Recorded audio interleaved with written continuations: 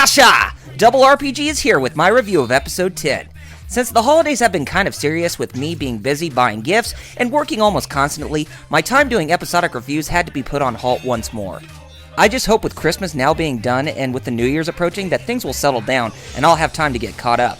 I want to even play more games as well. Anyway, today's review is on the episode called Panic in the Sewers, and it is the first fight that our heroes in the half-shell have against Chris Bradford's newest alter ego, Dog Pound. Does this episode show off great promise? It's one that's definitely just isn't all bark and no bite, if you know what I mean.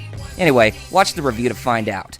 Episode 10 starts off with the Turtles traveling through a foggy alley in New York City with them anticipating the Shredder coming after them. And they were right. Chrome Dome does his share, and he succeeds in eliminating them one by one. But the final blow was cut, and it became nothing more than a nightmare to Splinter. This premonition came off very worrisome for the Ninja Master, and he forbids his sons from going up to the surface until they are properly trained to take on Orokusaki if they were to fight him again. The Turtles go through some intense training with Splinter, showing heavy discipline towards their tiresome behavior.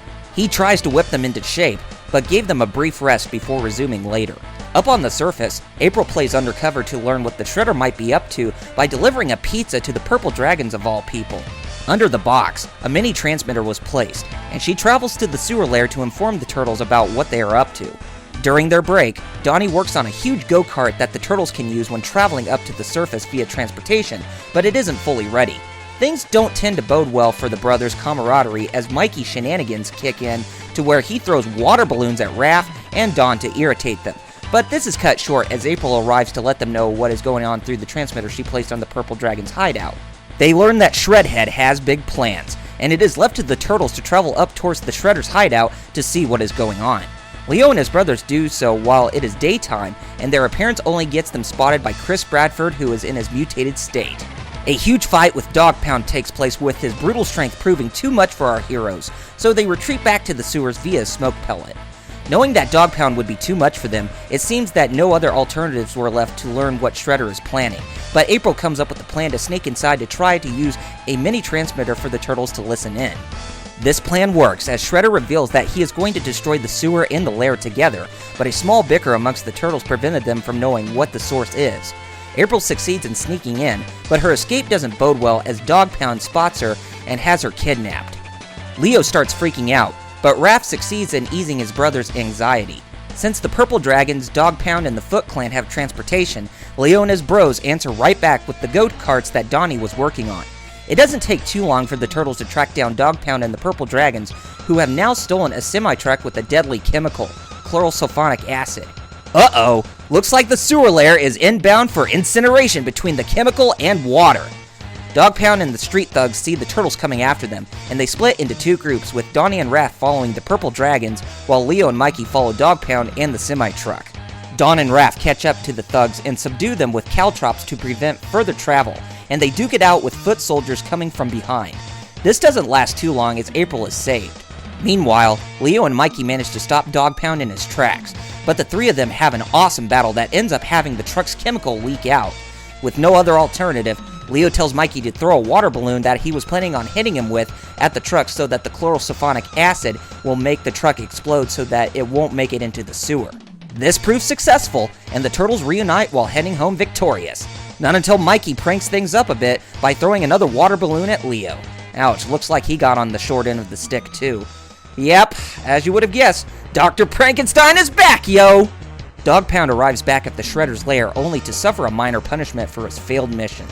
Lastly, the Turtles are congratulated by Splinter for a job well done, but also offer an apology stating the reason for their fear was not because of losing to the Shredder, but by Splinter's fierce determination to train them. Yoshi states that they will continue to train, but in regular intervals, only if Mikey doesn't throw another water balloon. Leo, Raph, and Donnie grab Mikey to lay the smackdown on his shenanigans. But we don't see them do such a thing because that is a good spot where episode 10 wraps up. Oh, that was close. Whew! It's highlight time! The first thing I really liked was the fact that the Turtles came out of the sewer during the daytime. They usually come out during the nighttime, but it was a nice change of pace to have a different time slot for them to come up onto the surface. The fights with Dog Pound were one of the two best highlights of this episode.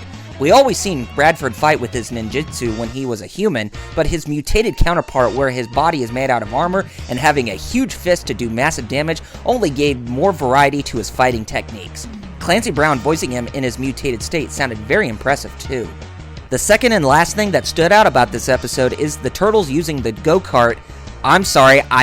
buggy, as a means for ground transportation than just having to run on the rooftops all the time. I guess this is supposed to be a prelude of them gearing up for the Shell Razor whenever it makes its debut. More fast-paced action from ground battles to vehicle fights makes me think I'm watching an over-the-top action flick than a traditional cartoon at times. It's all good stuff. My only complaints? Well, there may be one, but only as a minor inconvenience. The whole thing with Mikey calling himself Dr. Frankenstein is maybe where I find myself cringing within this episode. Dr. Frankenstein with water balloons? Really, Mikey?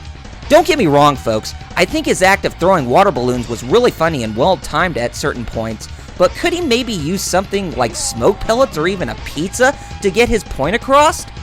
Maybe that probably would have made his bros giggle with something that they like and can even relate to. But other than that, nothing really seems to make me dislike the storyline. I give this episode a 9 out of 10.